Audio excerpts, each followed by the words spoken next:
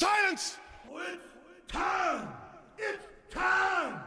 It's time for another episode of the Drunk Dash Nerds podcast. Can you dig it, sucker? Grab a six-pack, sit back and prepare to laugh. It's Drunk Dash Nerds podcast. Grab a six-pack, sit back and prepare to laugh. It's Drunk Dash Nerds podcast.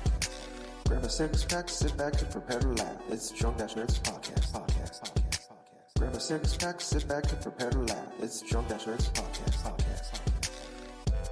Sit back and get back and get back and grab a six-pack, sit back and get back and get back and grab a six-pack, sit back and get back and get back and grab a six-pack, sit back and get back and get back and grab a six-pack, sit back and prepare to laugh. It's Drunk Dash Nerds podcast. Hello, ladies and gentlemen, welcome to episode 389 of Drunk Dash Nerds podcast. I'm host, as always, I'm Tyler, and joining me with the man, the myth, the legend himself, Sir Colonel Gables. What's up, buddy? Dude, I feel fucking fantastic. Beyond all belief. Niners actually won their game. Actually beat the LA. I'm awesomely excited about that. But other than that, man, work's been going all right. Gaming's actually been going pretty damn well, which I can't wait to tell you guys listening in, like what I have been playing this week, because this is a little bit of like return to form for old Colonel Gables. Mm-hmm. But how have you been, Tyler? It's been an up and down month for me, this week especially. I've noticed I'm getting older now, Gables. So I'm gonna do a little backtracking here. We're getting a little deep here with Tyler. So about this time a year ago, the day before Thanksgiving to be exact, I lost my job I had for years, and ended up having to just take ended up working full time, but was trying to get a part time. I was delivering pizzas, and ended up actually shockingly getting my unemployment, and I've just been. Then COVID, I'm just going to sit for a couple months, work, deliver pizzas, and get my employment and go off that. And take a few months off, just finally have a good time to relax, stuff like that. Then obviously COVID happened, blew that up. So what my 3-month plan is basically turned into a year. I'm starting a new job on November 3rd, a full-time job, but I'm going to keep my delivery job as well because it's good money. Well, tip for you guys. I'm not going to say who I work for, but if someone needs a second job, work a couple days a week or a few days a week, this is the one to do. You can if you have a car, it's reliable. I'm telling you guys, it's way better than just getting anything else. You're gonna make more money if you want. It's easy and you get a lot of free pizza. So God knows I've gained a lot of weight eating pizza this year, but yeah. So I've been doing that. Yesterday I went to his apartment, and I was like trying to figure out if I had to go to the first floor or second floor. I wasn't paying attention where I was standing or where I was going. And to my right was the staircase, and there was actually but I didn't realize there was a step up to get to the staircase. So there was like a base, and I wasn't paying attention, so I tripped. But I caught myself, But my back hurts. I'm a big guy too. If that doesn't help either. But I've always did like warehouse shops, lifting a lot of heavy shit. So I've had back pains and spasms here and there, even in my early to mid 20s, but I haven't really had too many issues with it since. And just did it just right, just landed. I was fine, but I felt a pop. But I felt okay when I got up, and then I got halfway upstairs. And I was just like, oh, it's not like an unbearable pain, but it's just like that pain where you just can't get comfortable. So yeah, I've been in that for a couple of days, and it's sad. I'm like, what? Like I was telling someone, I was trying to get out of the car, and I'm just like, I'm trying to get up out of the car, and one of my coworkers like, "Are you staying outside?" I was like, "Are you all right?" I'm like, fuck my back. I was like, "What'd you do?" I'm like, tripped up the stairs. Just like fucking Christ. I ended up, someone gave me a muscle relaxer, but I'm a wuss when it comes to pills, so I took a half of one last night, and that helped quite a bit. I've got another one I'm going to take. Well, I've been drinking. I don't want to take one tonight. I've got it saved. But I've had a lot of Bengay and ibuprofen the last couple of days. But it's like, still, it's better today. But because I have my day off today. But trying to sit on the couch and just get comfortable has been a bitch. It's like I just can't. And I don't have the most comfortable couch in the world either. But it makes it even worse. But so that's going on. Just getting old, all that fun jazz. Realizing it's like that. That's like when you really start to realize you're getting older. It's like plus when you hang out with people younger than you, and it's like you start talking to them about things in life, and things like, oh, I was like 8 when that happened. Like what? No, you weren't. No, what? It's like I was like 15. I was a teenager, and like that shit hits you too. But yeah. Anyways, it's been it's up and down. So positives, negatives. That's a negative. Hurt my back. It's still a little bothersome. On the plus side, I upgraded to a new phone. My old phone's been like it's fine, but the battery life is terrible on it. Okay. So I've had the iPhone 8 Plus for like 2.5 years. So I got the iPhone 11 Pro Max. Whoa. And then I bought that on Sunday. Then Tuesday they announced a new iPhone and lowered the price of the iPhone 11. So that's negative. So I mean, it was only like $100, but I mean, still, it's like, goddamn, like if I waited like 3 more days, I could have saved $100. But got that. On a positive, I did. I bought a new TV. I haven't got it yet though. Yeah, so I got that coming. So I thought forever I bought this TV I have now.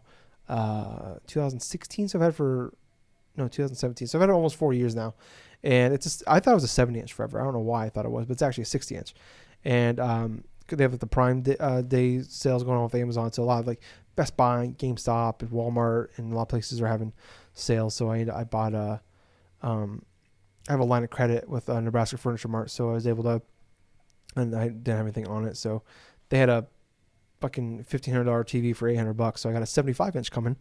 I get that next week, and then I got like a sound bar with it. I never had a sound bar before, so I'm pretty excited about that.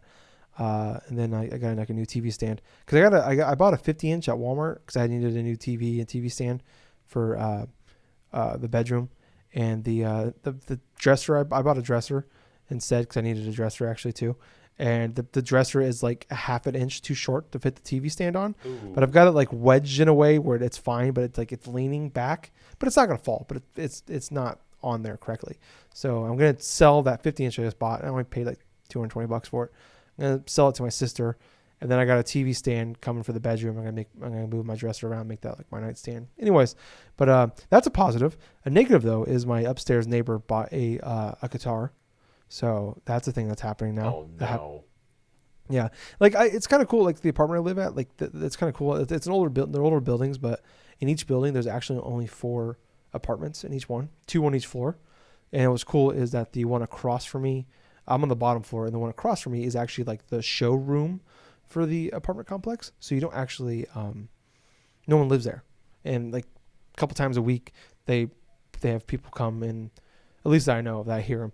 They come and they show off the apartment. So you never really have to deal with anything there. And then the 2 people above me, there's one dude that lives upstairs across the hall from, what would be across the hall from me above the showroom. He's gone like 3-4 days a week. He's a truck driver. And the guy above me, he's like, I don't know, he's I don't want him to hear me, but he's fucking weird.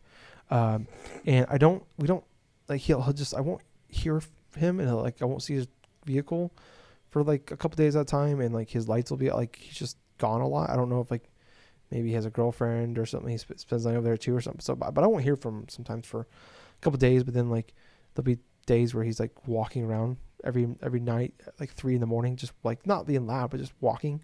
And I can hear him walking around. One day, like legitimately the scariest thing I've ever seen in my entire life. He came home, had to be on something, like tripping or something.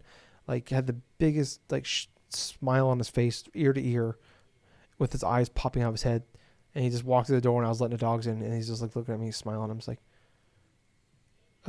this is how I die. Like I think it was like some straight like fucking It the Clown shit. But yeah, so the day he was playing guitar upstairs and started singing. So it's like, I mean, the walls are pretty, like, unless you're in like the little hallway section that we have here in the stairwell, like you can hear pretty well. Like you can hear everything we're talking about. Like those walls are thin, but like the walls between the floors aren't very loud. So that's helpful. Like I can, like, he'll have people over and I can barely hear him. And hopefully they can barely hear me, especially right now. But yeah, so today for like a good 2-hour sesh of just him playing guitar, the same 6-second, it's like an old school NES game where it's that same loop over and over again. Oh no. So that was going on, and him singing very badly. So yeah, that's a down, you know. So there, like I said, there's ups and downs going on this week. You know, I think overall, Short-term downs, long-term ups, unless of course the guitar playing keeps going, then that's gonna be a long-term down. But yeah, but I don't know, hopefully his lease is when's his lease up? Oh shit, his lease is I think he moved in like April or May. Fuck. This might be a long 6 months. We'll find out. I'll keep you updated. But yeah, that's what's going on with me. But I'm trying to like move around comfortably. Like I'm fine when I'm like not moving, but it's when I get up, and it's just like, and like I said, it's not like on like a 1, like when the doctor asks you what the pain scale is, it's like a 3, but it's like that aggravating, like like someone just kind of poking you right there, and like you just can't, like I said, you can't get comfortable. That's what's bothering me more than anything.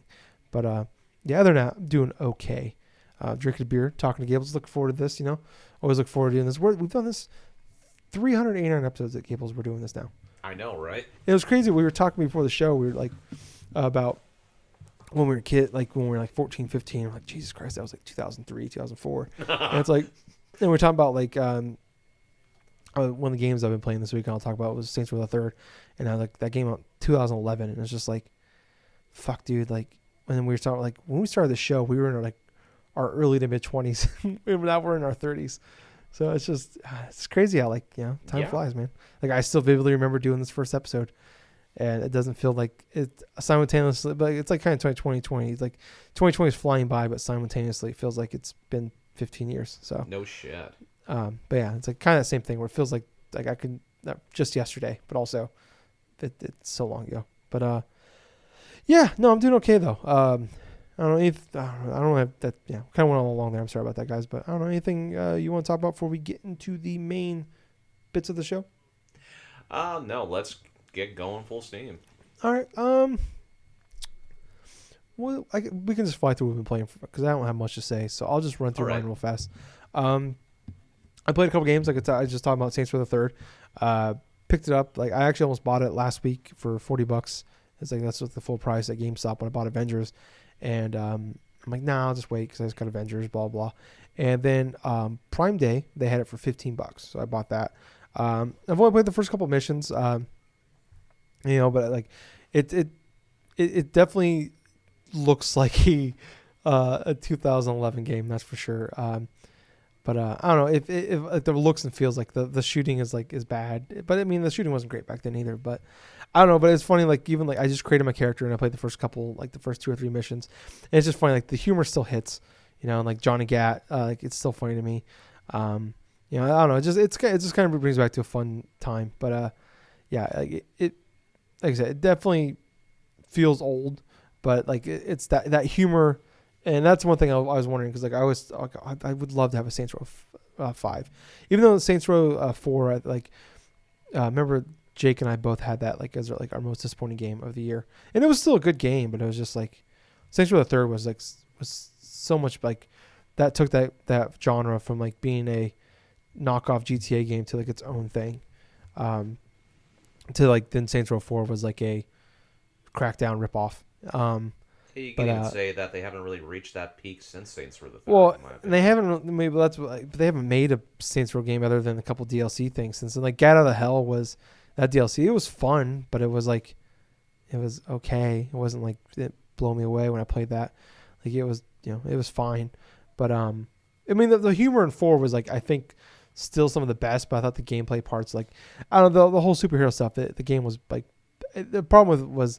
The gameplay, like I said, is not the most important part, but like it really broke that game very early on, where it's like you were just overpowered throughout the whole point. Where like at least like in Saints Row the Third, like in most games like this, where it's like you got to build gradually and like do side events and like go throughout the game to like by the end of that game you're just God. Like you literally have unlimited ammo and you can't take damage, but you have to like work towards that. When it's like in Saints Row 4, it's like you felt like you just got that early on, and it was just like, but like I think some of the jokes and the humor were like peak in that game, but like the actual playing, the 80% of that game was like it was okay. But yeah, so I don't know. I'm looking forward to playing this morning. Like I said, the jokes are still landing. Like the first mission where like you like the plane's crashing and you're jumping and you're falling down and you're holding the girl and with the parachute and the plane's flying at you. He's like, all right, so I'm gonna have to let you go. I'm gonna shoot at the windshield, fly through this plane, steal somebody else's parachute, and then I'm gonna catch you. She's like, what? It's like, no, you're not. He's like, yes, I am. And just chucks the girl, and then you fly. Then you do what he just said, like shoot through the windshield, kill like 6 or 7 guys, steal some other dude's parachute, and then fly down and catch her. It's just like stupid shit like that. Like it's just like the best, like you watch those like stupid fun action movies where like the story doesn't make any sense and everything's over the top and it's like all that, and it's like, but it's junk food. It's wonderful, and that's perfect game like for right now too. Like I started playing Avengers last week, and I only played like the first section that's actually offline. You don't have to like play any of the online parts of it, and I played a few missions into like where the actual like the games as a service part starts, and I really, really like the story, and I'm enjoying the story bits, and the gameplay is fun, but I hate the games as a service part. And that's where everyone else is sort of like in agreement with each other about that.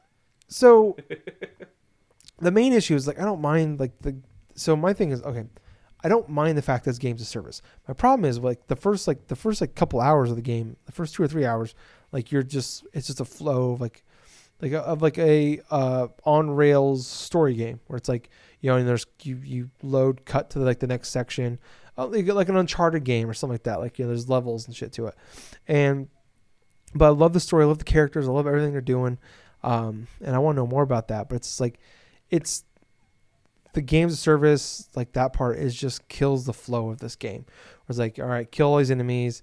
Like that's like I said, the gameplay is fine, it's fun, I'm enjoying it. But it's like, all right, I gotta stop. All right, I got new gear. I gotta add the shit to it.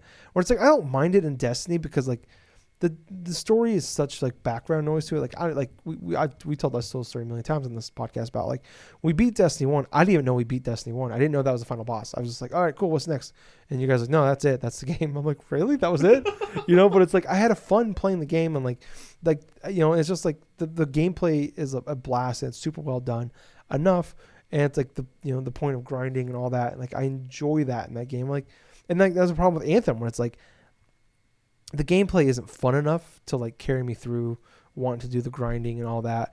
And like in this game, like the story is so good. I'm really enjoying it. Like everybody's top notch in this. The voice acting, everything is top notch.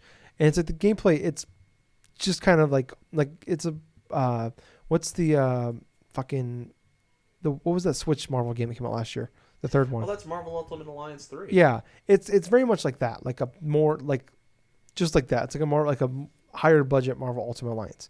Kind of, it's fine, it's fun, but it's like I don't know, like I'm going with the flow with the game, and then it's like I'm enjoying the story, I'm enjoying the dialogue between the characters. It's like, well, wait, I gotta stop, I gotta upgrade I got new gear, I gotta upgrade this, and then the loading is awful, like literally like 90 seconds to 2 minutes to like load to get back to the main section, to get back to the war table where you select your next mission to get to the next level. And it's just like I'm having fun. Like I enjoy like the cutscenes going into the mission. I enjoy the dialogue during the missions.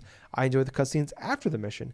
But it's the stuff. It's like I don't know. It's just like after I get done with that cutscene, or after I get done with that loading scene, I was like, I don't want to deal with like fucking going and I gotta select another mission. I gotta go here. I got after the mission's over, you get you unlock a bunch of new shit. Spend 5 minutes in the menus, upgrading, like putting your new gear on, and then upgrading that gear, figuring out what's best for you, and then picking the next mission, going to. It's like I don't know. It's just like if this was just like a mainline, you know, on rails story game, like I would probably have already beaten this game. And I heard the story's only like 8-10 hours, and I would have flown through this game. But it's like I beat that whole first section before you get to the games of service part. I beat that in one sitting, and then it's like I've done the next 3 missions I did the first 2 missions in one setting, and then I did the next mission a couple of days later because I had to like get myself hyped up, because it's like even when you boot the game up, it's like it takes you 3-4 minutes just to get to the war table. Yes. And like I said, then you gotta pick the mission, then you gotta wait until another cutscene. So it's like fuck, man. It's like I don't know. It's just like that. But I mean, that's, you know, it's like also where it's like we don't want to wait for things, you know, either. But it's like, I don't know. It's just like I can just boot up and be playing a game of Madden in 2 minutes, or I can just watch another episode of Blind Manor or The Boys, or, you And now I got Saints Row. I can boot that up and just start playing in a couple minutes. But it's like, I don't know, just like the whole idea of it's like such a slog to like getting it. It's just like the stopping and all that and like upgrading everything. I don't know. I really like this game. I just hate the bits where I'm not playing the game, And it's like I said, the gameplay, it's fine. It's not blowing me away. It's not top notch. It's like it is it's not. It's a kind of button masher kind of game. There's definitely some strategy to it, but I mean, it's not like the new God of War game kind of stuff. It's not like it's just like a lot of. It's more like a low level platinum game kind of stuff. Where you don't even have the slowdown, like minus the slowdown shit. The good parts of the platinum games. So yeah, I don't know. I want to keep playing it, but I know that like I have Saints Row and Avengers here, and it's like I got these like mostly the reason I bought these is like because I'm looking for stuff for Extra Life. Oh, that's the thing I'm going to talk about is Extra Life is in 3 weeks. Check that out, please. extra-life.org. If you want to help play games and help kids, go there. Play 24 straight hours November 7th, and raise money for kids. Please do that. But it's 3 weeks away. Sorry if I talk about the top of the show, but yeah, I bought these games as like something to play outside of Resident Evil 6 Gables. That's gonna be a miserable time. I'm not looking forward to that. Yeah, I still need to download that game. You should, yeah. I mean, I downloaded it a couple weeks ago, and I booted it up. I don't know why. I was gonna see if because I was like, oh man, what if the online servers are off? Which it'll almost be like a blessing in disguise, but it's like almost. It's also like, we just gotta get it. Then we gotta rip the Band-Aid off, And I went to go, and there's actually like a 20-minute tutorial we got to get through before we can start the actual main game. So I don't know if you want to wait till I actually have to do that tutorial, or we could do it ahead of time. Let me know. We can figure that off later. But maybe we just save it for Extra Life. We'll just do the tutorial together. Yeah, that probably sounds like the best idea. We can hold hands in a voice chat while we do it. But yeah. So I don't know why I got off on that. But yeah, I bought these like because I always like having that fun like. Game you can just jump into. You don't need to don't really need to listen to the story. Don't need to be paying attention. Like I've talked about the past like Assassin's Creed Odyssey, and a couple other games like that where it's like Friday the 13th, fun games like we don't have to pay attention to what's going on, and you can also progress at the same time. So yeah, that's kind of what I'm looking for these games. But that's what I've been playing. Gables, what about you? All right, so basically what I've been playing, I decided to do something a bit different for this week. During this past week, I have been sort of at a crossroad because at my workplace, there's this old PS3 that we have. It's a Model 2. Mm-hmm. And this thing has gotten me thinking, it's like, you know what? I'm really in the mood to play some PS3 games. And so during the past week and a half, I've been debating to myself, it's like, okay, do I take a chance at getting this old used PS3, right? Without a decent workable controller or this or that, I would have to go through and invest stuff in order to try to fully test out this PS3. Or do I invest inside PlayStation Now for a good certain stint of something? Because I haven't done anything in regards to streaming PS3 stuff through PlayStation Now or this or that. So long story short, I decided to buy a month of PlayStation Now. And what I had been playing on there is a couple of test games. Because before even deciding upon purchasing any type of things for PlayStation Now, I was watching YouTube videos. Okay, how good is PlayStation Now? Is the thing worthwhile? I mean, is the streaming of PS3 games okay? And quintessentially, I saw next to nothing in regards to playing PS3 games through their streaming stuff. I saw their downloadable stuff for games in the PS4. So it got me thinking. So the first game I decided to boot up is Darkstalkers Resurrection, which was the re-release of the Darkstalker games on PSN and also I think 360 at the time. It's sort of like how they did the Street Fighter 3 online edition for also by the same company, Capcom, where they have a bunch of different things you can go through and accomplish. Like say you finish certain matches, or you finish a certain amount of say projectiles or whatsoever. There's constantly something that you're accomplishing by playing the game, and that's how they get you to go through and try to keep playing more and more of the game. One of the reasons why I want to test out this game in particular is because with games that you're streaming, there are particular types of games that you definitely need pinpoint precision with. Fighting games are one. So I decided to play a fighting game that I'm kind of familiar with. For the most part, the gameplay felt all right. However, there are specific instances when I would be playing a match, an arcade mode. I would not be trying the online for this stuff. I mean, hell no. Hell no. Playing and streaming a fighting game while trying to play online with the connection stuff, that's not ideal for any type of like precision anything, in my honest opinion.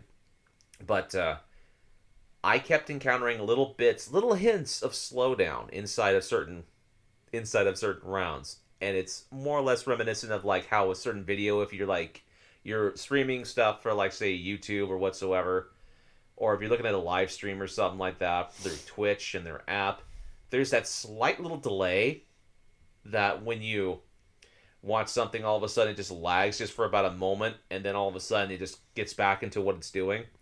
Yeah, that started happening when I was playing Darkstalkers Resurrection.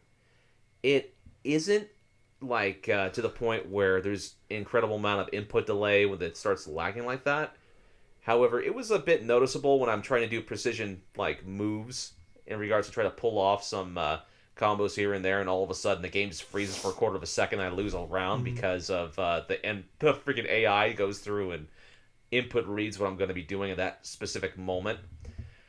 But for the most part, playing Darkstalkers Resurrection, it was okay. The other game I decided to test out on it was Mirror's Edge, which Mirror's Edge is a game I haven't played on a PlayStation system in quite a while.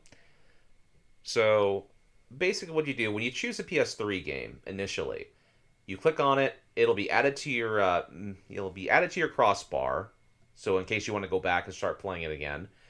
But what it also starts doing is it takes a little bit of time to load up, especially if you have another game that's open and you forget to close it, like I did with Darkstalkers Resurrection. From what I've experienced, the quality of the visuals is that of what it was originally on the PS3, which is roughly like about, I want to say a 720 through streaming, maybe that, I want to say. But the gameplay and the precision stuff was all right. I mean, there was maybe a minor bit of input lag. Maybe like a quarter of a second, possibly. Not even like too noticeable to where I felt like it was hindering my experience with it. I played the tutorial level of Mirror's Edge, did the precision stuff, nothing really too fancy in that regards. But I'm still going to be going through and testing little bits of PlayStation Now over the next week. But so far so good. There's been like a little bit of hindrances here and there for PS3 stuff. But as far as other stuff I've been playing, it has been more of Persona 5 Royale.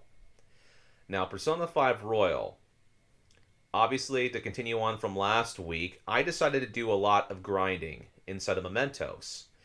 So Mementos is a big, elaborate sort of multi-tiered dungeon that you go through in order to complete certain tasks that you come across through basically fulfilling people's requests and stuff, of trying to find specific people or this and that.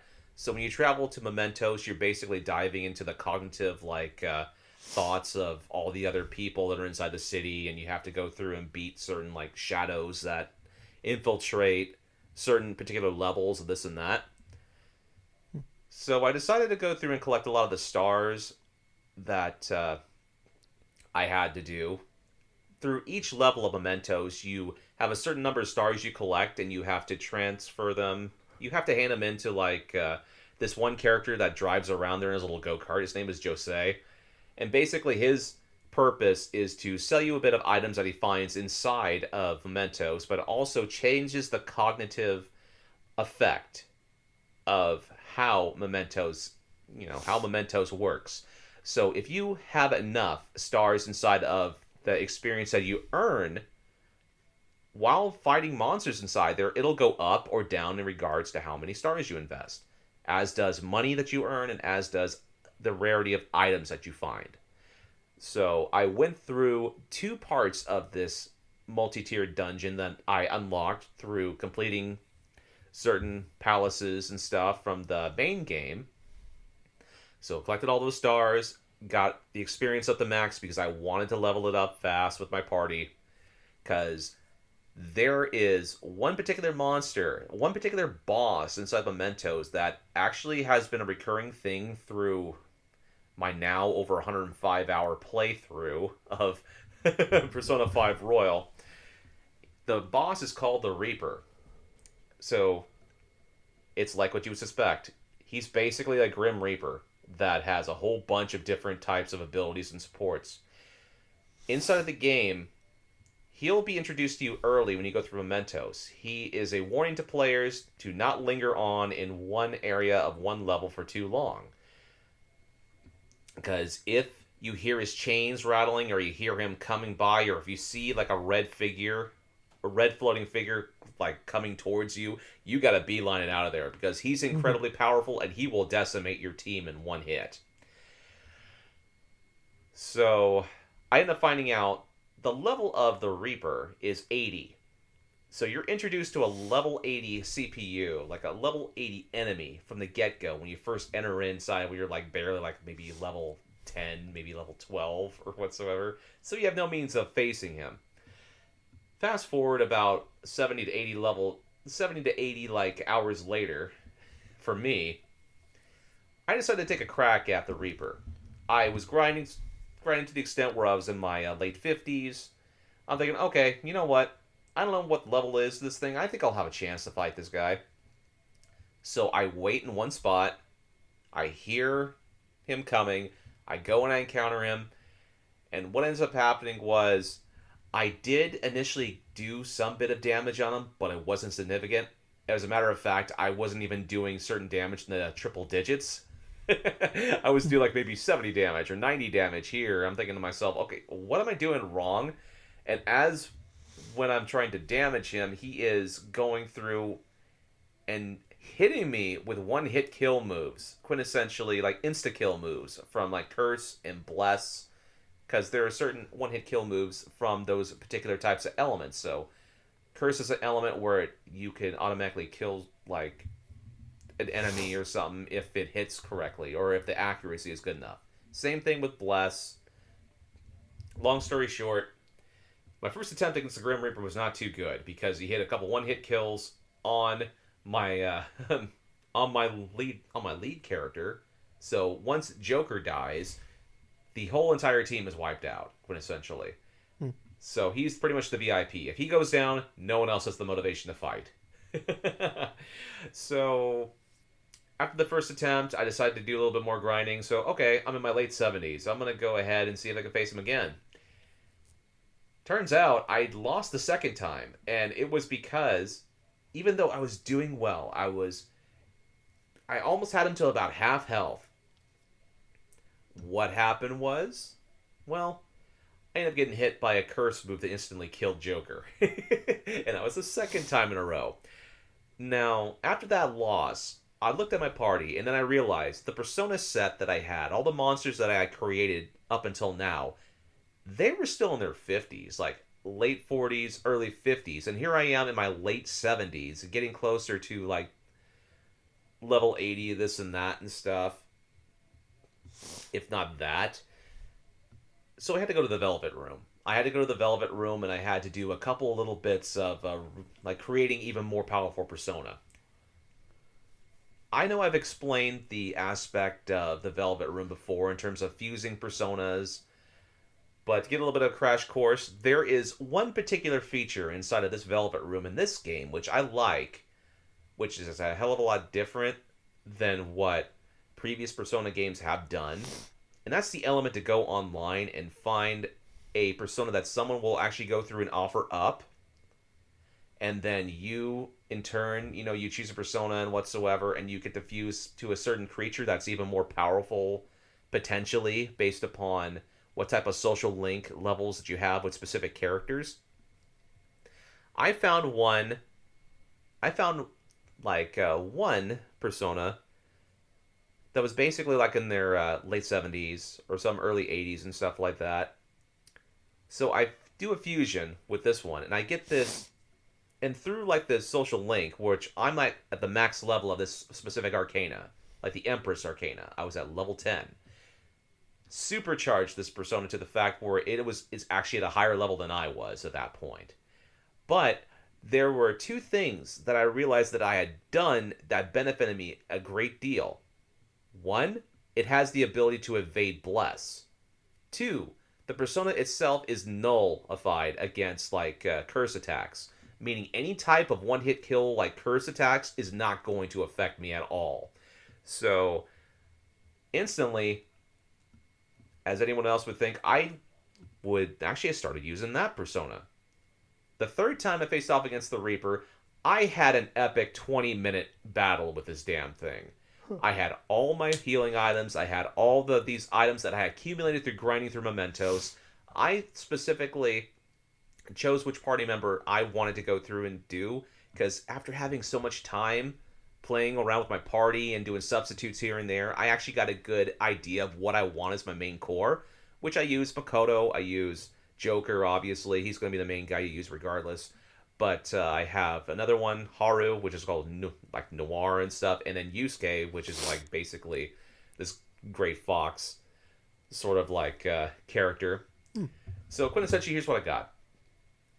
Joker is like the jack of all trades, has any type of like persona they could use in certain situations, either a support, either a DPS, either a tank. But you have like a support character, like say with Makoto and stuff like that, where she can go through, do a bit of healing on the other members of the party, do a little bit of like raising up the defense and stuff. She basically acts like a support character. However, she can hit incredibly hard with nuclear attacks. Whereas Haru, the other like person I have on my team, she acts more or less like she can do an incredible amount of physical damage with like this one-shot sort of like gun attack that does like, it costs like over 100 HP to use, but at the same time, it has a chance to score a critical hit. But she also is very strong when it comes to psychic attacks. But with Yusuke, this guy is more or less like a physical brawler. He has this persona that I love called Goemon. And Goemon is this gigantic like samurai sort of esque type of old school samurai that you would go from like the 1800s or something from like feudal Japan. And it has this big old pompadour and this and that, and he has these sword attacks. And he learned this move called, like, Myriad Slashes. Myriad Slashes, it costs over, like, 100 HP to use. However, it hits, like, medium damage on one shadow 2 to 4 different times, and sometimes it'll score, like, a critical hit. So I'm going into this minute sort of thing where, okay, I got my main guy that does his DPS stuff. I got a tank in, like, Makoto. I got, like, a very supportive, like, anywhere that can go in between, like, a support thing like that. And then all of a sudden I got Joker that has that persona I just created that's immune to curse, but is also, like, will evade blessed attacks. And so I'm using this party and stuff, and the Reaper is using all sorts of various crap. He's going through and doing supports through his attack and his defense and stuff. He's hitting all the different elements of like moves against my party through like lightning attacks, fire attacks, like ice attacks, you named it. He was trying to go through this and that. I finally got it to where I was locked inside of a thing where he would use charge, and all of a sudden he would try to use almighty damage, which is another thing that's not technically sort of a class element that you can create, but it's this almighty damage is basically sort of like a physical. It's more like a magical effect where it hits this attack that he was using was hitting the entire party, but he was hardly doing any type of damage to my end. So this ended up becoming a cycle of me using recovery moves, me boosting up, buffing my team and their attack, their defense, their accuracy, anything, pretty much anything I had to use. So let's just say after 20 minutes, man, it started becoming a little bit daunting, but I finally beat the Reaper. Nice. It took me, I kid you not, it took me about 15 to 20 minutes. I was definitely had the routine, okay, this is what I want to do, this is what I want to do this and that. I beat him, and what ends up happening was he drops this accessory that when I equipped the Joker, will allow me to persuade other shadows to join my cause a lot easier. But it's a random chance sort of thing. So I've actually went into negotiations inside of the latest palace that I'm going through and had personas instantly join me when I asked them. Incredibly useful. Really incredibly useful. It even unlocked a freaking silver trophy. And I looked at it, and like maybe 28% of the people that have played Persona 5 Royal have actually beaten the Reaper. But, dude, I just wanted to share that because this is the first time in an RPG that I've played in quite a long time where it took me quite a while, but it was such a endearing victory for me where I was pumping my fists. I'm like, oh yeah, dude, I trashed that bitch. But at the same time, I started to continue on with the story. I finally finished the palace I was going on. But then there was this incredible sort of like elements inside the story where something happens completely by surprise. And first off, you're thinking, oh no, this can't end this way. Did I get the bad ending?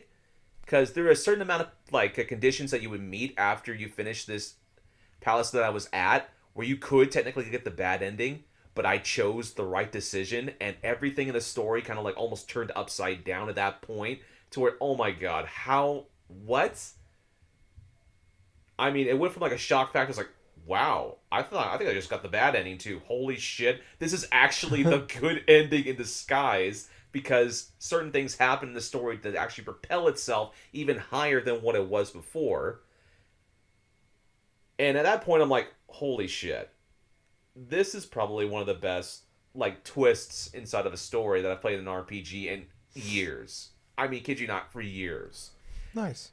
And now I'm actually at the final palace of the main story. I've learned there's like an extra dungeon because Persona 5 Royal added an extra dungeon after the last one, technically. So here I am. Because of that battle with the Reaper, it jumped all my party members, their levels like about 4 or 5 levels just from beating the Reaper because of how much experience he let off. And so here's my party. They're at their early 80s. They're getting towards their late 70s now, early 80s. They're going through certain shadows very easily. There's maybe like one or two, but I feel like I'm at the right level to go through and tackle this dungeon. Now, this palace that I'm going through right now, I've gotten 1 will seed out of 3. It is elaborate. But I'll tell you what, there's this one, and it's going to be like maybe a little mini spoiler, but there's a specific part inside this palace where you actually get transformed into mice. Actual like mice with like little masks and stuff. And what's kind of hilarious about it is once you do, it cuts to this cutscene is like, oh, there's like this is open this obvious trap where there's like a cage and there's like a little thing of cheese inside the cage. It's like, oh man, I know this is a trap, but all of a sudden each one of them like, I can't resist. I gotta go inside there. It's like, and all the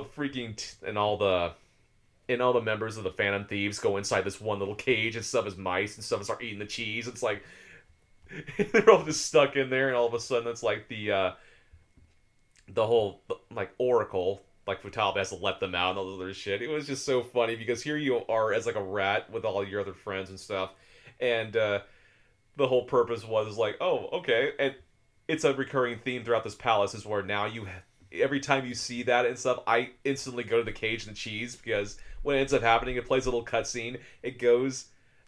You go inside the cage, you eat the cheese, and you rush back out before the door closes, and all of a sudden it just gives you a little blurb like, well, this cheese wasn't so bad, it was like kind of moderate, or this cheese, was actually pretty fantastic. This thing was like of a good quality. It's like, it's like, well, you feel oddly refreshed. And it doesn't even add anything. It's just like a little point blurb or something. Or maybe it does do something. I'm not 100% sure, but I've been collecting it just because if something else happens inside this palace and I actually had to eat the cheese in order to get that stuff, then I'm going to be pissed off that I'd miss any of them.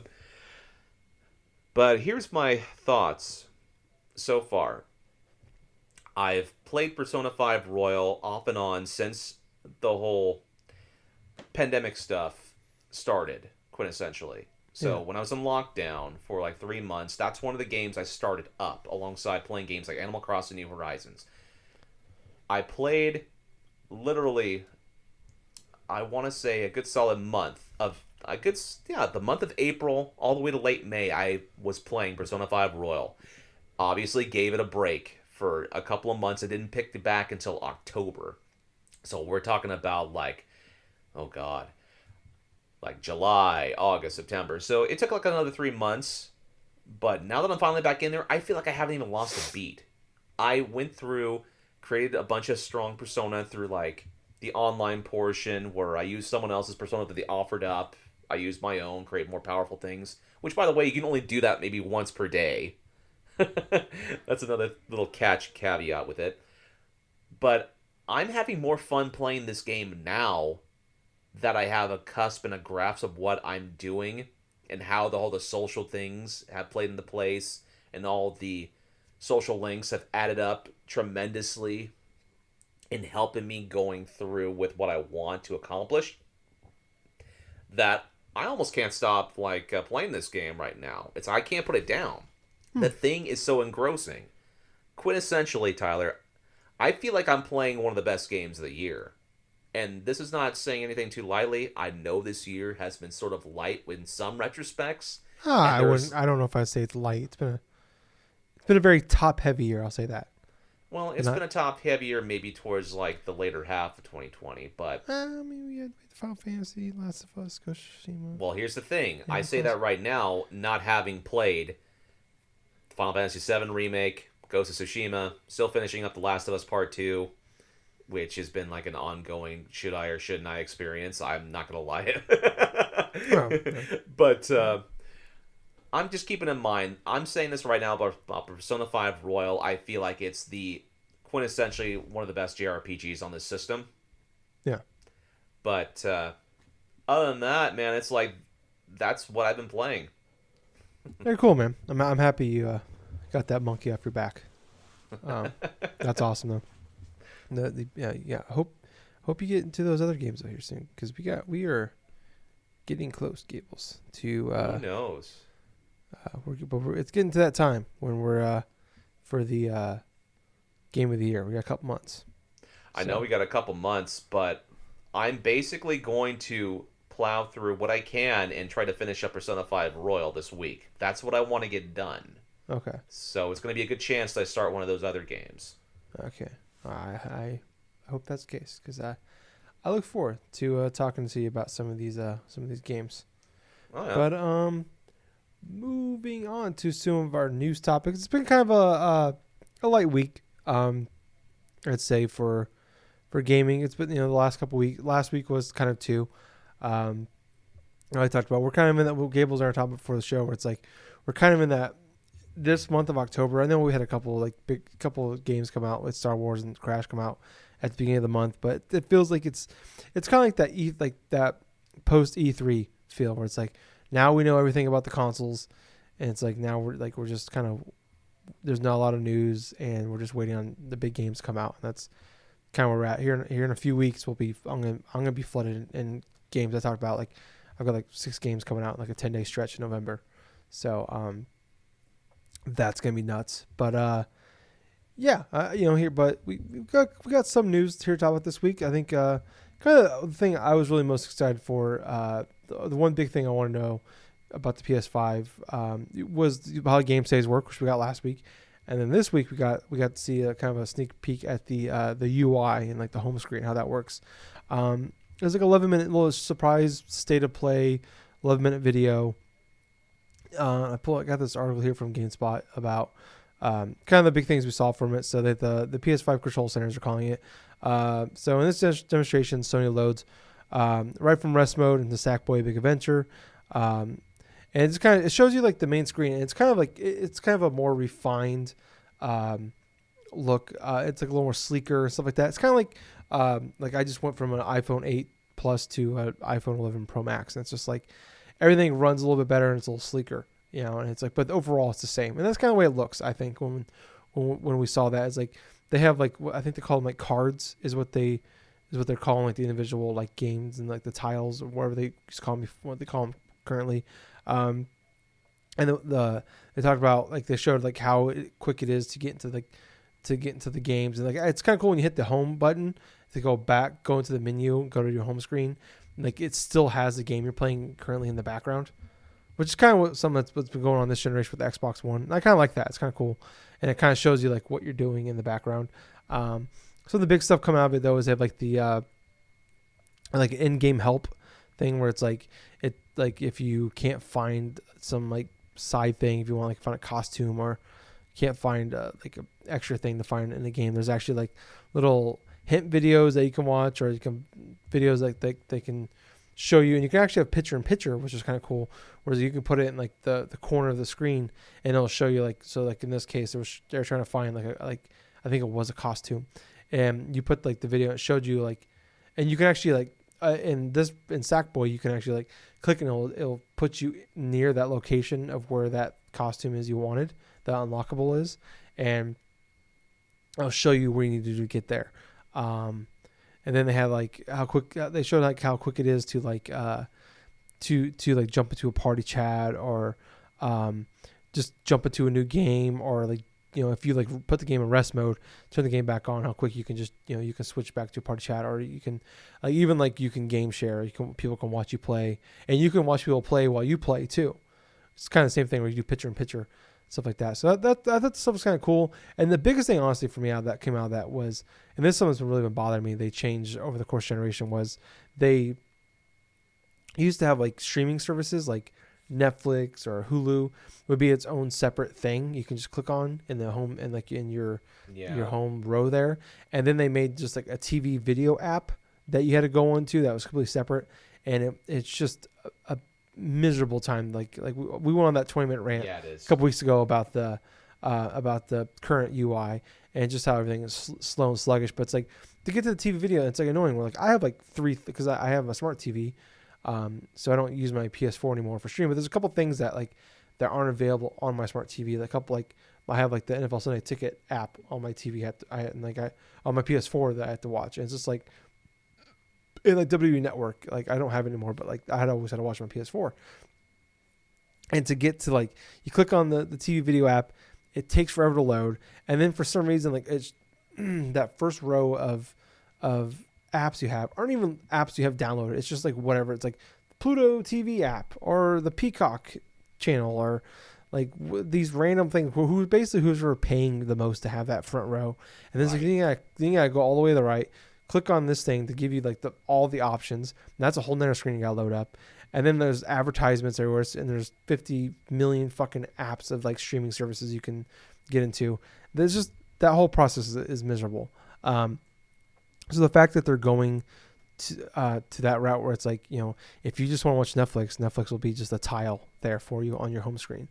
Like going back to that, it's like you don't have to like actually do anything. Just go back to what you're doing at the beginning of the generation, kind of stuff. But I don't know. I thought, you know, they put like, you know, you have like your friends list. It's always at the top. They put it at the bottom.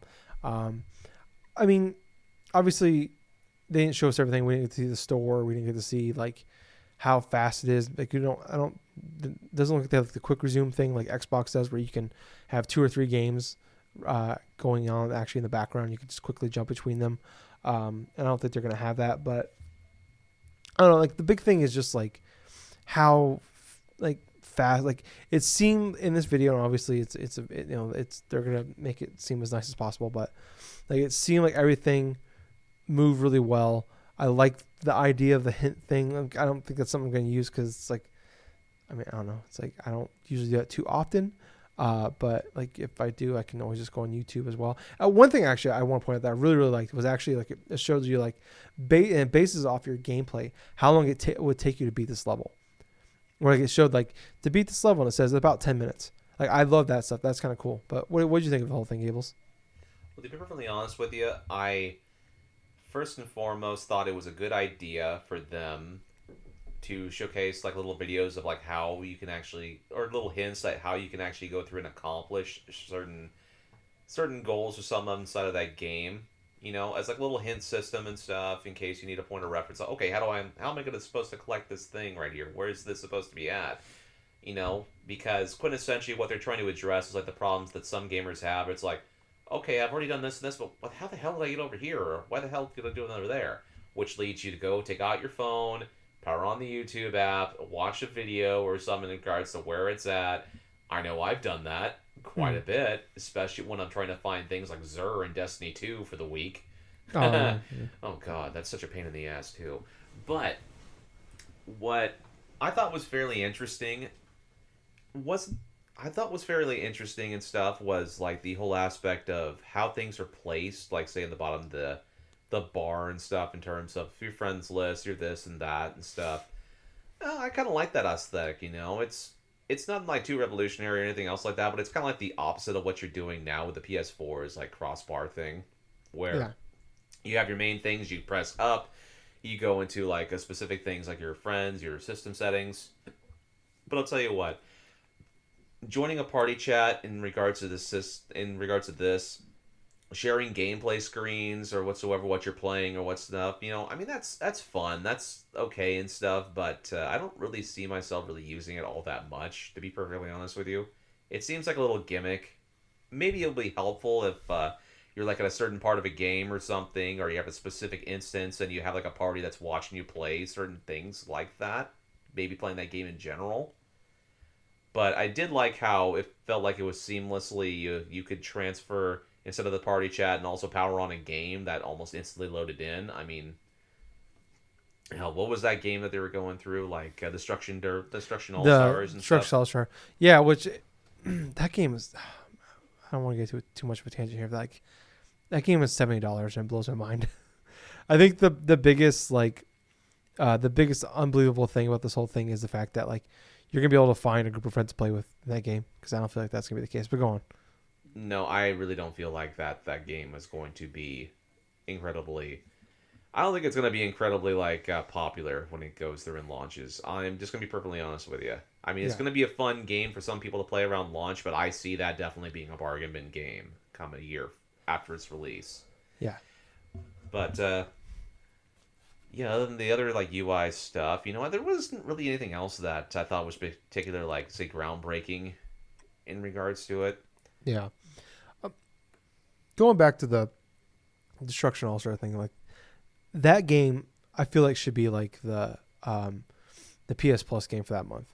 Like remember when we always talk about like when we had the PS4 launch month, we had that the Housemarque game, the side scrolling game, the shooter, the twin stick shooter, Resogun. Yeah, like that feels like that's what that game should be, or it should be like a $20 downloadable game. That there's no reason, but I understand like games, like people want to play games on their new consoles after Spider-Man, after Demon Souls and shit like that. Like they're gonna want something, a big like exclusive game that they can only play on their PS5, and this is gonna be one. So it's gonna sell better because it's gonna be like what's that shitty the 1-2 Switch game? That's gonna be this is what it is for launch. This is their version of that. You know what it kind of reminds me of? It kind of reminds me of those free-to-play games and stuff, with like the microtransaction stuff that you get for like additional costumes, additional things like that. I really felt like the first time I saw Destruction All-Stars, this looked like a free-to-play game in styles of like other free-to-play games, only this doesn't seem to have... They didn't showcase a lot of, say, microtransactional stuff inside of this game, but it definitely gives off the impression that this is going to be like a $70 starting price for this damn game. I don't think there's gonna be like, I'm not worried about microtransactions. I'm just worried about like a player base kind of thing where it's like this feels like one of those games that's gonna do okay for a few months, and then like you said, like after like 6 months, it's gonna be it's gonna be a $20-$30. It's gotta be cheap, or they're going to give it away or something. Right, unless it's like something addictive, like say a Rocket League and stuff like that. I don't feel like this game is going to be like that main popular stay. Yeah, I don't even like, even if it was the free game of the month, I don't think it'd be like anything more than something. But maybe that's why they're like, it's not, because they know it's not like a big game. It's like make as much money off as you can, which I can't necessarily blame them for. But I don't know, like the game looks like it'd be fun, and like as far as like it'd be fun to play with your friends a few times. But like I don't know. But I get like that, like they're trying to push the Sackboy and Destruction All-Stars. Like everybody's buying Demon Souls and Spider-Man for the most part when they buy a PS5. So it's like we need to push the other two big exclusives that we have. But I don't know. My biggest concern about this whole thing is like I don't think this is going to happen. But I remember a year or two ago, there was that patent that came out that PlayStation got or Sony has, where they have the in-game help thing like they showed off, and they were going to charge you money for it to get in-game help.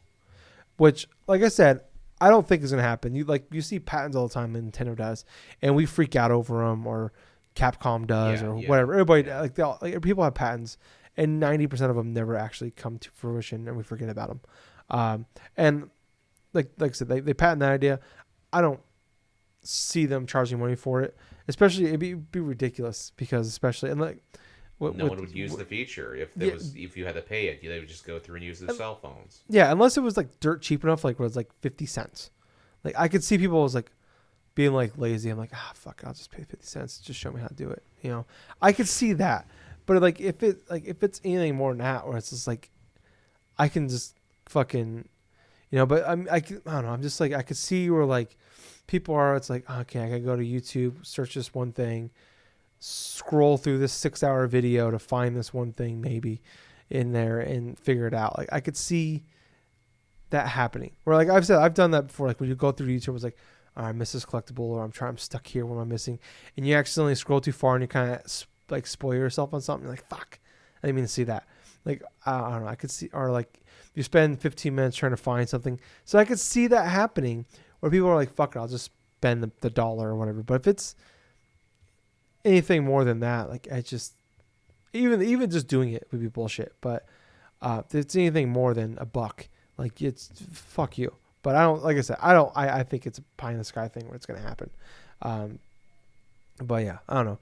I mean, like I said, I'm happy. That was like one of the main things, like the games, how cross saves work and the UI work. But like my main thing with the UI is I want to see is like, yeah, I know they're not going to like show me like if it's bad, they're not going to like show us like it takes 40 seconds to load, or if you want to go in the store, sometimes it works, sometimes it doesn't. Sorry, like I know they're not going to show that to us, but it's like I don't know.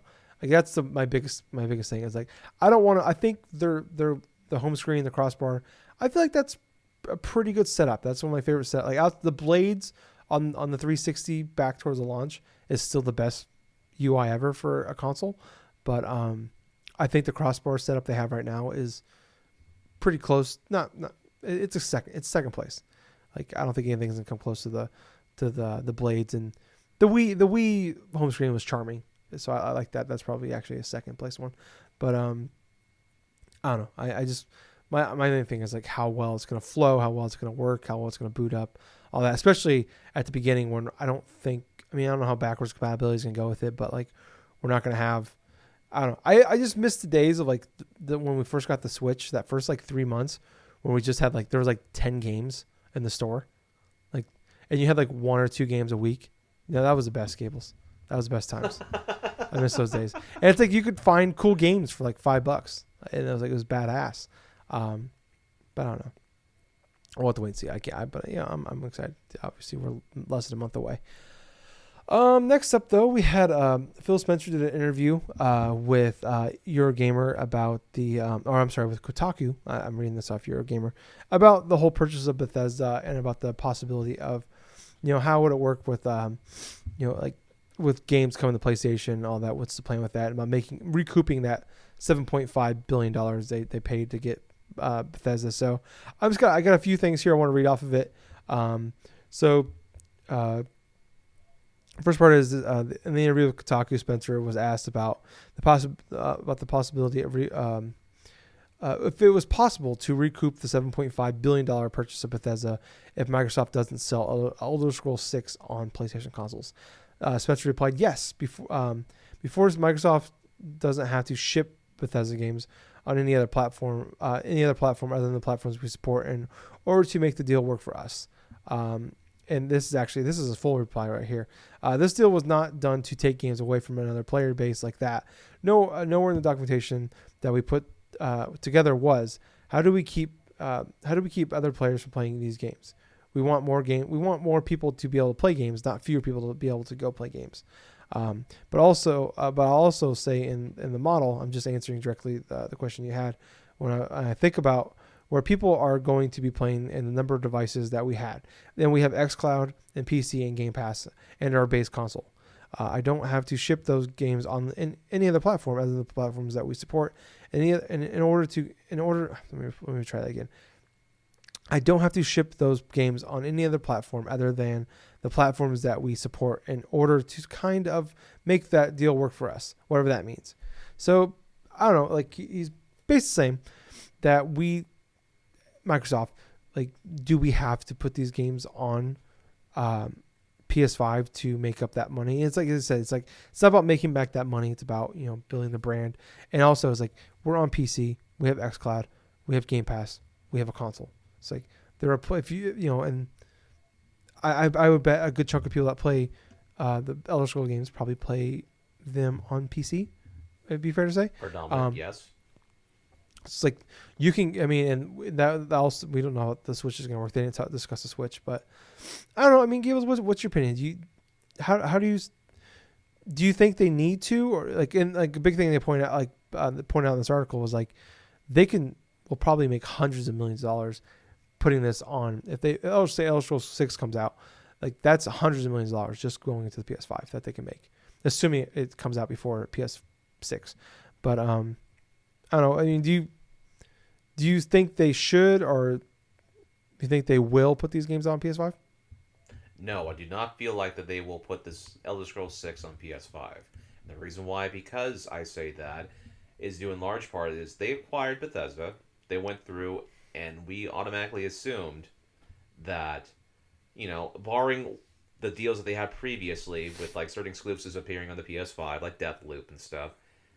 I don't know from anyone else's point of view, but I know when I saw that they acquired Bethesda, it's like, yeah, the next Elder Scrolls game is just going to be on that Xbox system, or any type of like affiliate things that they're doing in that regards. So Phil Spencer already mentioned it's like, okay, they have all these different types of options for players to go through and play Elder Scrolls 6 potentially. So their Xbox Series X, obviously, through Game Pass, through like xCloud, through PC stuff they can initially go through and download Game Pass from, obviously.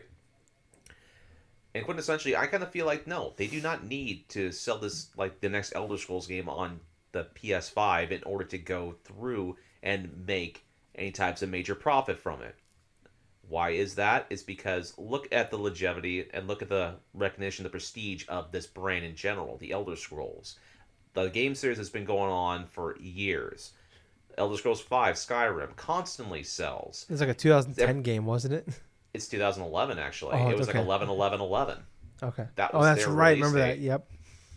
So basically, you have one of the best-selling games of all time inside of like Elder Scrolls V, Skyrim, right? And you have that prestige going into it being available only on that brand, the Microsoft brand, the Xbox brand. That in of itself is going to prompt more people into investing inside of that ecosystem in order to get that game. That's the power of having exclusives is. A lot of gamers that didn't grow up inside of the 90s or the 2000s do not understand that there was a time when we had console makers and we had different systems that had a lot of different exclusives that you could not play anywhere else. A lot of people, in my honest opinion, a lot of younger gamers are spoiled with that fact now, as you have multiple different types of games that are pretty much the same throughout the two major players like Microsoft and Sony, and then Nintendo is starting to get some bit of that chunk of the pie as well. But the main things that differentiate and that make gaming much more exciting in my honest opinion, is investing inside of the exclusives for those particular ecosystems. Hell, I'm a console agnostic as it is. I basically play wherever the games that I enjoy are. Mm-hmm. So quintessentially, it's like Nintendo exclusives for Nintendo exclusives, Sony's for Sony's, Microsoft for Microsoft's. But yeah, when it comes down to it, Microsoft doesn't even have to do that type of shit. They don't have to put it on a Sony system or Nintendo system because Elder Scrolls, it sells itself, quintessentially.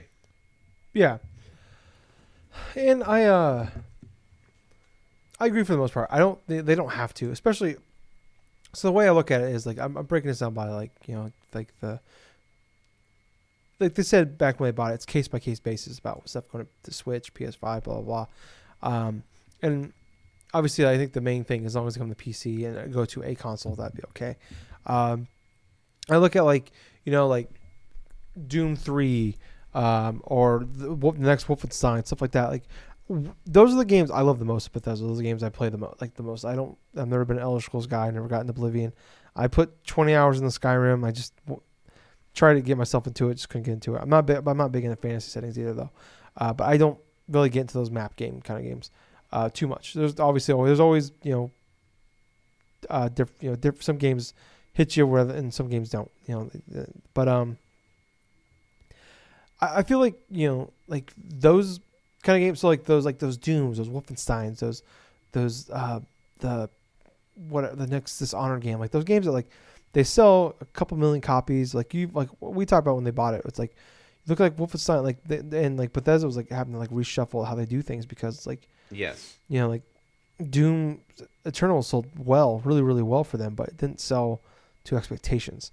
Look at like Wolfenstein 2 when it came out, like sold really well, but not to for the money they put into it, what they want out of it, and to continue the franchise at the level and the investment they put into it. It's like things have changed for them. It's like they're at to like reorganize the way they did it. And you look at like when we talk about the last few years, like it's just been Youngblood.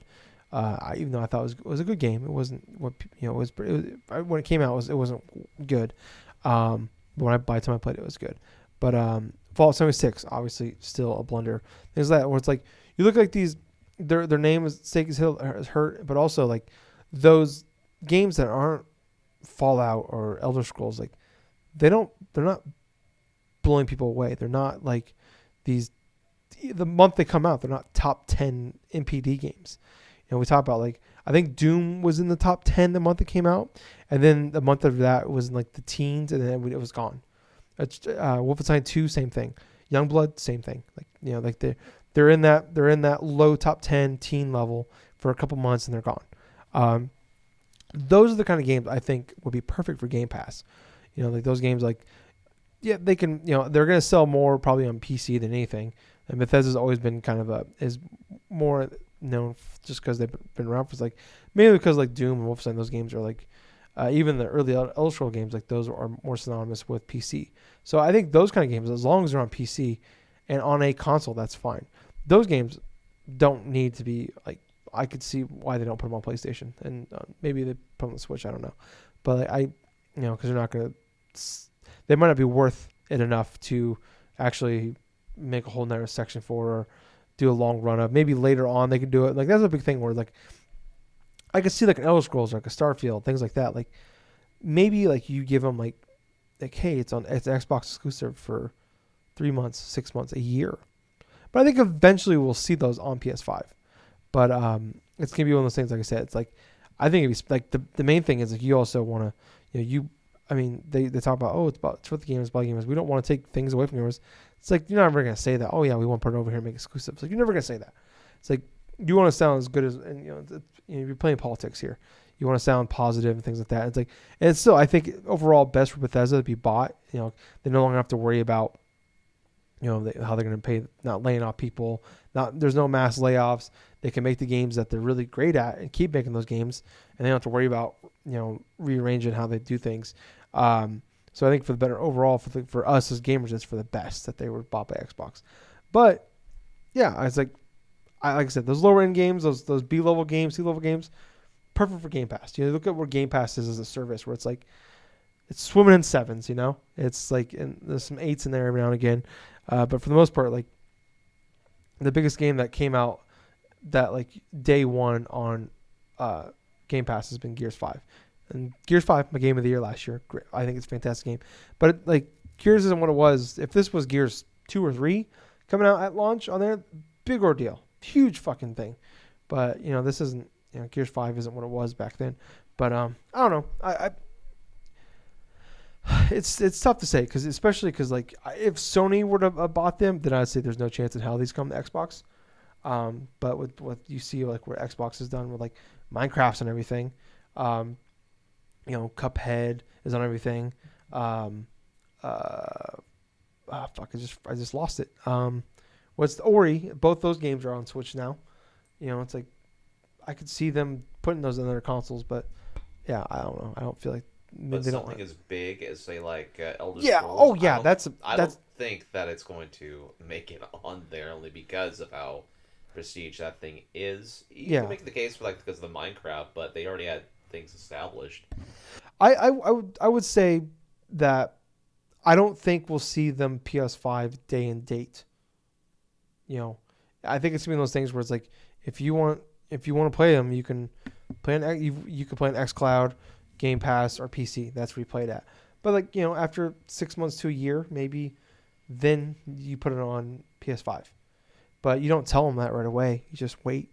You maximize those Game Pass and those PC sales as much as possible. And then when that dwindles down a little bit, then you put it on PS5, And I think then you get that nice little boost there, because look at Skyrim. It sells great, years later you put it on Switch or fucking Alexa or PS4 or Xbox One. Like they put. Oh, I said Alexa. My Alexa just turned on. All right, she's off now. Scared me. I don't want her to buy something. But yeah, I don't know. We'll see. But moving on to our very last topic of the day. It's always one of my favorite things to talk about every month. Gables, it is the MPDs. I sent it to you Yes. in the chat. Okay, I want to make sure you saw it. I forgot to send it to you before we started recording. But so every month, they do the top 20 list for the previous month of top 20 selling games. So there's always caveats. Not everybody gives out digital sales. Like Nintendo is the biggest one, I think, that doesn't do digital sales. There's always some fun little things coming out of it. But we'll do the top 20 list first, and I'll do the rest of the details later here. So starting at number 20, we had Super Mario Party. Number 19, Mortal Kombat 11. 18, Mario Odyssey. 17, Breath of the Wild. 16, New Super Mario Bros. U Deluxe. 15, UFC 4. 14, Smash Bros. Ultimate. 13, Ring Fit Adventures. 12, Ghost of Tsushima. 11, Crash Bandicoot 4. 10, Mario Kart 8 Deluxe. 9, Star Wars Squadron. 8, Animal Crossing. 7, Crusaders Kings 3. Wow. 6, Call of Duty Modern Warfare. 5, NBA 2K21. 4 is Tony Hawk's Pro Skater 1 and 2. 3 is Madden NFL 21. 2 is Mario 3D All-Stars. And number 1 is Marvel Avengers. So a few little things here to talk about. So Marvel Avengers was the second... this is the second best month ever for a superhero game. The only thing for the first month, and the only thing beating it out was Spider-Man from 2018. Super Mario 3D All-Stars is the second best selling game of September, and is the 10th best selling game of 2020 already this year and date. It is the second highest launch month for physical dollar for sales, only trailing Animal Crossing. And I believe it was here. Let me see if there was a stat I wanted to find. Super Mario 3D All-Stars launch month physical dollar sales ranked as the 6th biggest Nintendo Nintendo published title in U.S. history. So the 6th best ever, and it came out on the 18th, mind you, and that doesn't include digital sales. And then see here, there was one other one I want to find. Oh, it's gone. But and also, so like obviously they don't go like September 1st to September 30th. They always cut off, so it cuts off on the 3rd was the final day. So games like Tony Hawk Star Wars Squadron was 9th, and Crash Bandicoot 4 was 11th. Those games came out on the 2nd, and those were and they cracked the top 20 list. I believe UFC 4 was also that would have been like I think it was the 25th or 26th. It was the last week of September. So there's always those like every now and again they always have those like NBA 2K21 I believe was also like a end of September game as well. So and they are like early October games. So they always see those in there. But I don't know. Give us look at this list. What kind of stands out to you? Let's see. What stands out to me. One, I'm not really used to not seeing Grand Theft Auto 5 anywhere near this list. Yeah, I think this is like 3 since they put it out for free on PS4 and giving out everybody gets like $2 million every month. Like it totally fell out the last 3 months. It hasn't been in the top 20 list.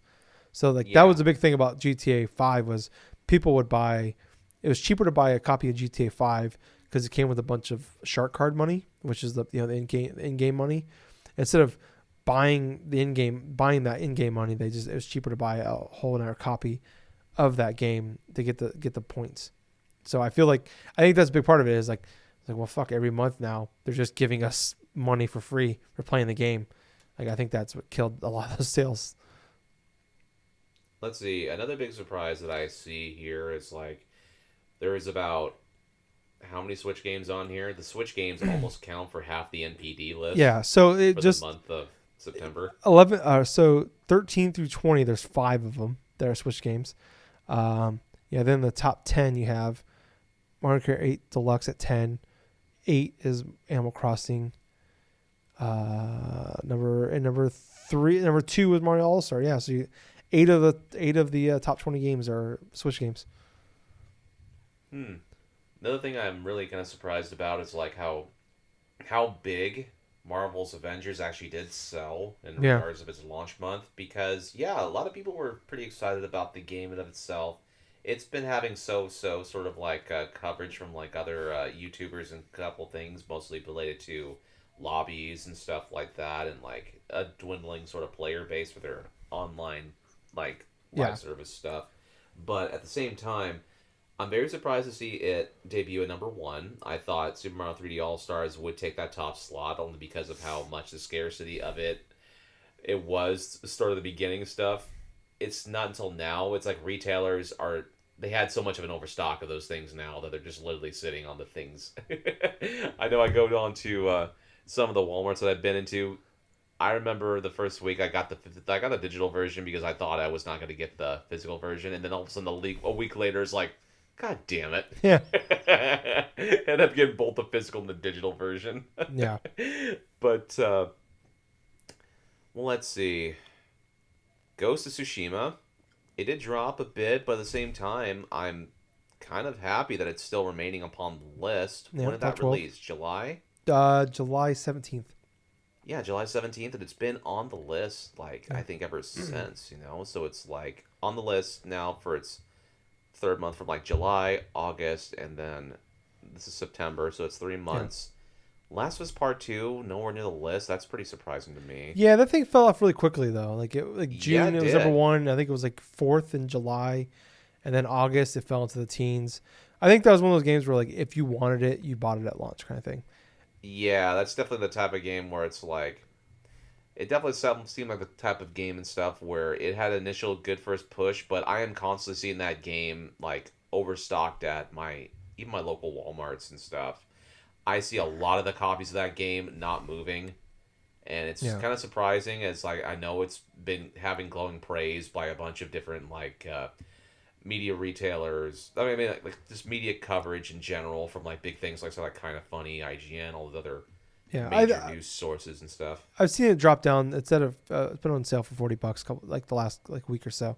So I wouldn't be surprised. Maybe we get like a little boost in October because October is kind of a light month for games, and then maybe December we'll see another boost for it. But yeah. Well, yeah. At the same time, though, I think that's pretty much it. I mean, there's other things that are like really standard here. I mean, I was expecting Crash Bandicoot 4 to sell well in the NPDs. Star Wars Squadron, I did not see going over Crash 4 in that regards. Crusader Kings 3.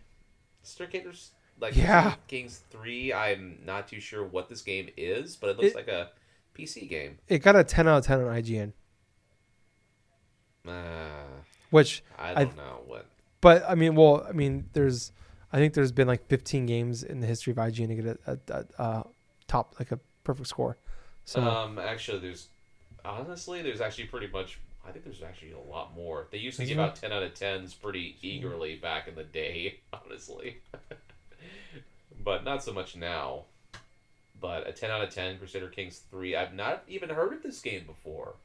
That's it's a PC game. I haven't heard of it either, but must be a strategy game. But other than that, though, yeah, that's pretty much it for me. All right, 1 second. They've given out 25 perfect scores in the history of IGN. So yeah, but still, that's 25 in like what I think like 24. I think they've been around for like 24, 25 years. So, so that's saying something. But anyways, I think that's been like it's like that word of mouth kind of game. That's been the reviews coming out have been glowing for that. But yeah, I don't know. I mean, look at this list. Like Marvel Avengers doesn't really shock me. I agree with you. I think if Marvel Avengers came out September 4th, 3D All Stars came out September 18th.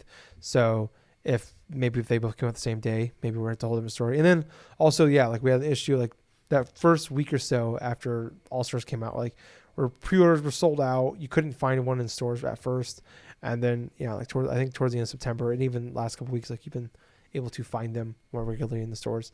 So maybe a different story. Maybe it'd be 1 and 2. Would 1 and 2 would switch. It's cool to see Tony Hawk Pro Skater 1 and 2 being at number 4. It came out the same day as Avengers too, so it's kind of being overshadowed that day. And I'm not shocked about Marvel. I mean, it's Marvel's. They've been publishing that. They've been, it's a big name. Marvel's probably one of the biggest names out there right now that you can have as far as like a gold mine goes. So. I don't know. I'm not shocked by that, no matter how good or bad that game may or may not be. But Tony Hawk coming out that same day and also being a remake is awesome. That's great. That gives me hope that we're gonna get a actual good new Tony Hawk game for the first time in a very long time, probably since the PS2 era. Yeah, the PS2 era. I would think it would be the last consistently good Tony Hawk's games that we got. Yeah. Star Wars Squadron being number 9, even though it only had 2 days on the list, that doesn't really shock me. It's like I said, like Marvel's is like one of the biggest gold mines out there right now for as far as IP goes. Star Wars is still, even though it's had a rough go the last 4 or 5 years, with the movie part and some bad games, still high on that list. It's probably 2 or 3. So no surprise there. Crash Bandicoot 4. With only 2 days to be eligible for this list at number 11 is awesome. That's exciting. It's kind of disappointing that they won't get a full month though. I'd like to see like I almost wish that like they had like they didn't have their launch day basically be the last day of this NPD month, and they had like the launch day would be next month's, because I'd love to see that. Like, I mean, where that might be, and whenever, I don't know. I mean, hopefully we get like an idea what the sales numbers are. But I don't know. Well, hopefully so. That game's been sold out in my general area too. I mean, oh wow, the game okay. was sold incredibly well for both the Xbox One and PS4. Yeah, that's awesome. I love that. I mean, that makes me incredibly excited. I still want to pick it up eventually. I'm gonna wait for a sale on that. But yeah, I don't know. Being number 11, like I said, Star Wars like being number 9. I think like I said, I think the biggest shock is this Crusaders Kings 3 being number 7, being in the list period. But yeah, it's like there wasn't really a major month. Yeah, like we had. I mean, just for the month of September, you had Marvels and Mario 3 All-Stars was like and Tony Hawk were the 3 big ones, and they're in the top 4. So, and you still see Animal Crossing hanging around in there at the 8th spot. So I don't know. I'm really most excited to see where we are in November, because that's going to be an awesome month. Like I can't wait till December comes for that, to see the NPDs for that, because we got a dozen huge games coming out that month plus consoles. But another cool thing about this was last month's NPDs for August, the Switch blew away the competition for blew away the Wii for dollars made in the month of August, and in the history of video game sales. And I guess in this month, the Switch was, this is from Matt Piscatella, who puts together the NPD list. He said in parentheses, this close, which I'm assuming, I mean, had to be super close to beating the best money earned for a console in NPD history. I think the Xbox 360 had it. It was like 2009. So extremely close for breaking the record for most dollars earned by a console in the month of September. And actually, the Switch also did break the record of the 360 for consecutive months being the top-selling console at 22 straight months. Whoa. Yeah. So the 3 straight months that console has been selling like that. So you got to imagine it's probably going to win October. And then but I imagine November, that streak is going to be broken by the PS5. Yeah. Unless it's just like, sense. depending on how many consoles are out there. I mean, because the PS5 and the Xbox Series S and X are going to sell out. Oh, yeah. But they're going to have, like, stocking issues. With yeah, so who knows? systems. I mean, the Switch still has a chance, I think. But I don't know. But yeah, I think that'll be the first time. But I think October, I think a lot of that, the fact is, like, Switch coming out mid to late generation is helping that boost out too, though, where it's like, I think I mean, I know consoles, systems, and video game sales are way up this year, but I think a lot of people are holding off, especially either they already have a PS4 or Xbox, or they're just waiting for the new ones. So, but yeah, that's pretty cool, exciting month. I think overall, I thought September was a decent to okay month, but can't wait till next few months are gonna be pretty exciting. But that's gonna wrap it up for this week, guys. Thank you so much for listening. If you want to hear more from us, Facebook page, group, on Twitter, Twitch, YouTube, Spotify, any Google podcast, any app you use on Google or Android, whatever, we're on there. Just look up Drunk Nerds Pod, Drunk Nerds, Drunk Nerds Podcast. Any of those forms, just look up Drunk Nerds Podcast. Anything like that, we should pop up for you. Give us a listen, a download, subscribe, 5 stars, comments, reviews, shares especially help us more than anything. But those things you can do for us will help us out extremely well. But I was your host, I was Tyler. And I have been Colonel Gables. Until next time, everyone, play yourself some fun games, work hard, live healthy and happy, and more importantly than all that, thank you for listening to another episode of the Drunk Nerds podcast. Hey, Gables. Yep. Wear a mask. Wear a mask, wipe your ass. If there's any sort of advice we can give you in the year 2020, those are the 2 most important things we do this year. Bye, guys. See you.